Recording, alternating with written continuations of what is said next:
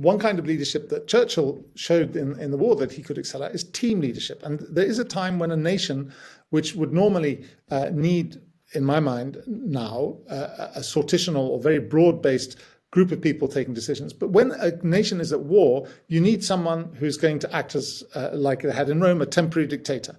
And because the nation is no longer questioning decisions, it has to win, it has to reach a goal. And I think that having that distinction in one's mind is really important to understand that you don't need a team leader the whole time.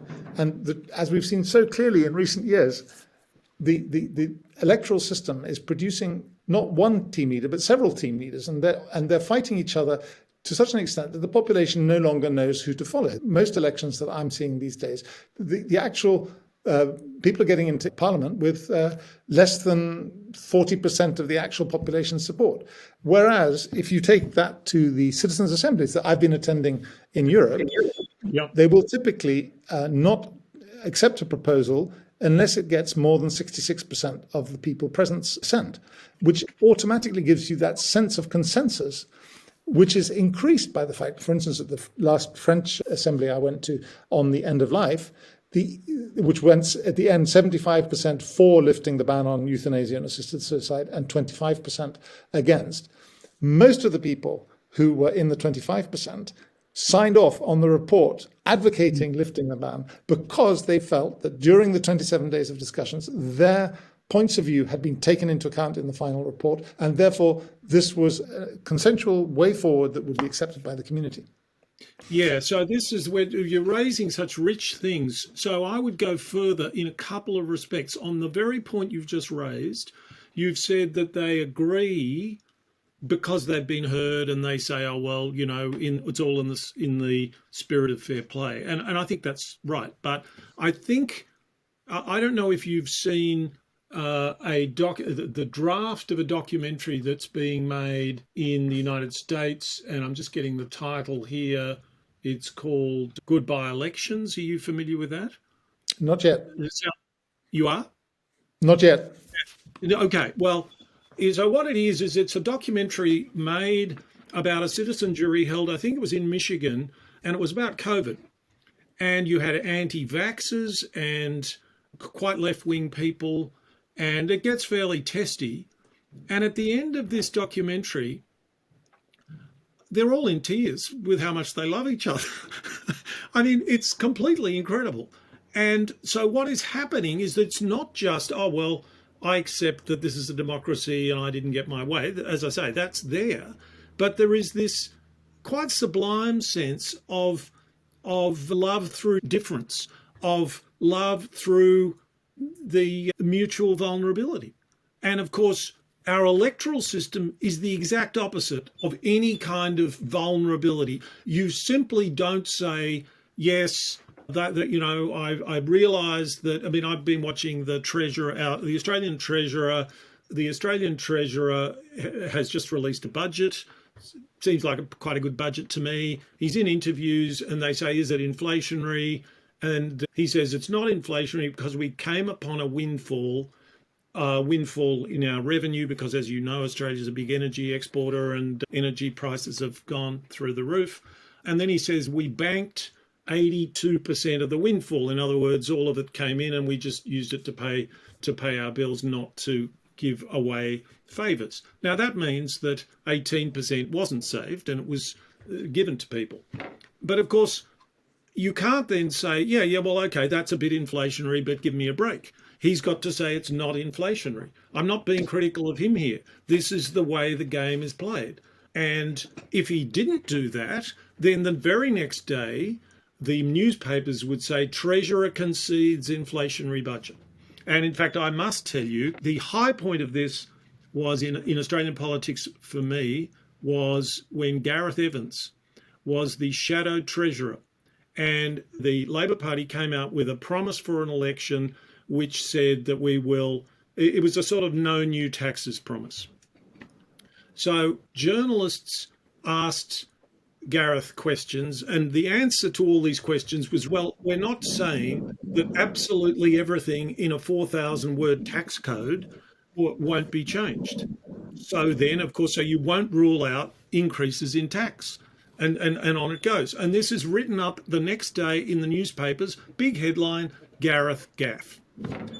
So that's vulnerability in our system, our ability to speak to each other and to concede weaknesses and have that vulnerability reciprocated. And I would imagine some of these people, plenty of the people in this citizen jury were Trump supporters. And Trump is quite obviously not a Democrat in any sense.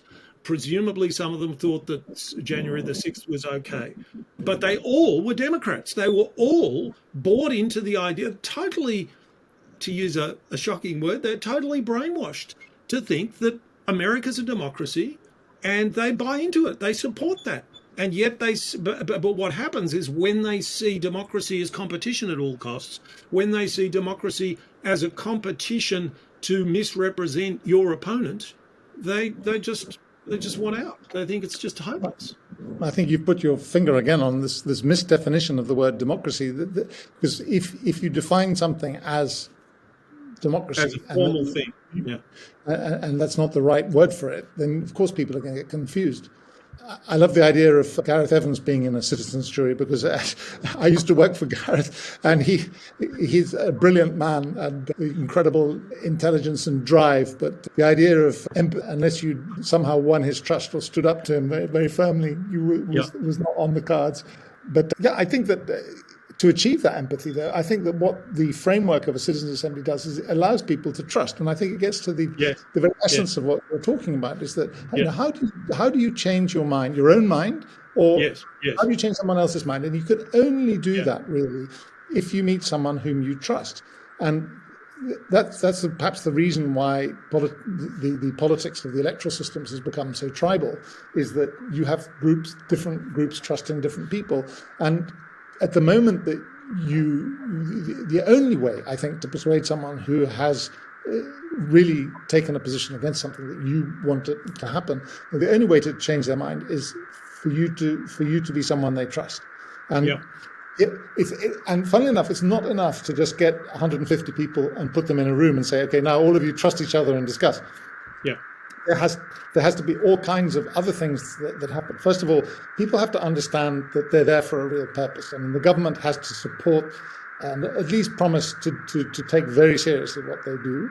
The organisation has to be very good. The people there have to believe that they are going to be supported in every way. Yeah. And then you also need something else, which is facilitation. You can't just put 10 people on a series of tables and expect them to come to good conclusions, because the loud people will always dominate, and you need someone sitting there keeping score and making sure that the red line of the discussions is respected and staying neutral. So and of course you still need a bureaucracy, and you will still have space for the great orators, for instance. The people that are going to influence people. They will have their newspaper columns. They will be able to influence. Of course, that's part of what must be there, but it's definitely not the old system. Yeah. Now, I have just stopped the recording, and no, I haven't. I will do now. Well, Nicholas, it's funny that you mentioned Gareth Evans, because I used to work for him, and he, a brilliant man, such an amazing intellect, but not someone who brooked any fools easily, and you had to win his empathy the hard way, either stand up to him or beat him in an argument, which was almost impossible. I would have loved to see him in a randomly selected citizens panel and see how he got on, because he was obviously in the bubble of trust. He was a very charming man, and I think that to change someone like Gareth Evans' mind, or change anyone's mind, you have to think about what you need to do. You do need to be in a trusting relationship. Yes. Which is why the Citizens' Assembly is such a remarkable thing, is that people within the context of 150 people thrown together at random, they do build up relationships, as you were referring to, very deep emotional relationships as well. And when they start trusting each other, when they start deliberating together, when they start getting information together, they are moving towards a new solution to the problem, which is a very fascinating process to watch. Of course, it doesn't happen overnight, as it were. It takes, not only do you need a very fair random selection process so that everyone believes that it's truly random and reflecting the community involved. You need also to have very good support from the authority, currently our governments, that have to say, I will do most of what you suggest. So it is worth your time spending all your energy reaching this solution. Obviously, they have to be supported with money and time and time off work and pay, if necessary, childcare and so forth. And then you also have a really important thing, which most people don't think about, and my father's book actually doesn't take this into account, is facilitation. You need people sitting on those deliberation tables, making sure that everyone's given a chance to speak, making sure that the notes are taken properly, making sure that the red line of the discussion is captured and that repetition is not, people don't waste time with repetition. And it's a miraculous process because it really does bring the discussion to a new place, which, involves a lot of people not just changing their minds, but becoming firmer in their opinions. And interestingly, this also shades into a very principal argument of my father's book about the way we overestimate experts and underestimate lay people. I think anyone who's served on a jury has experienced that sort of open-eyed moment of, my goodness, so many of these people are so sensible, because most people are not used to just dealing with another person in such context, and it does show you that if the essential quality of an expert is that they know how to do something that they've been doing for a long time, like building a roof. Which I happen to be watching in front of me right now. These people have been building roofs for decades, and I'm watching them. I'm terrified watching them, but they know exactly what they're doing because they're very practiced at it. Yeah. And they're building this kind of roof. But if I asked them to suddenly make me a canvas awning, they wouldn't know how to do it. And so even though both are coverings, the expert roof builder is not an expert awning cover. And so if you want to know what to cover your space with, you do not want to ask the roofer, because for the roofer, it's always going to be a roof. And for the awning maker, it's always going to be an awning. You need someone else. And to put together all the factors you need to make the choice between an awning and a roof, you need an ordinary person using their common sense, and not just one person, but a group of people that can bring into the discussion all the points of view, the people who are going to see this space, the people who are going to live in this space, the people who may rent bits of the space. You get ideas that will take you further. And as my father says, that actually, even I think the etymology of the word expert implies unchangingness. And the essence of a new political decision is that it has to reflect an answer to a new situation. And this is what people very rarely think about. And if you to look at our current electoral system more deeply, think about the party political program. This is clearly a work of enormous effort goes into writing these things, and especially if you come into a coalition between two parties, the immense amount of stress that goes into harmonizing everyone's expertise on how they would deal with a known situation. And then COVID comes. Yeah. And no one knows what to do because it's completely, for them, it's completely new. Although I think we've had. Yeah, so that's very nice. So many things there. I'm going to kind of make my own notes verbally. Firstly, because these are all new things to me, or relatively new things to me, and they're the best sort of new thing, which is that they're completely obvious once pointed out. And that is that democracy will live or die according to people's ability to change their mind, that the current way we have set up democracy massively gets in the way of that. And the very example that you give, even when you've got a multi-party system, which is much more common in Europe than in English-speaking countries, even when you've got a multi-party system, there's such lack of trust between the players that they write contracts with each other to say, we'll do, we promise this if you get that, and then something new comes up and everyone has to change their mind a little, and there is very often completely inadequate trust, and quite unnecessarily so. So that's brought in 2 points: changing one's mind, change itself, the fact that things change, and that's what we need politics for, to respond to change. That's completely central. And then I'm embarrassed to say that I call myself an economist, but you've just pointed out to me the importance of the division of labour. inside a citizen jury. That the citizen jury, but I think it is something that I've thought about, not quite as, I haven't thought of all those divisions, but I've thought very much that simply saying, as so many people who are seeking to promote sortition do, that, sorry, I've lost my train of thought because I suddenly thought I should tell you to mute and unmute. I just sent you a message there.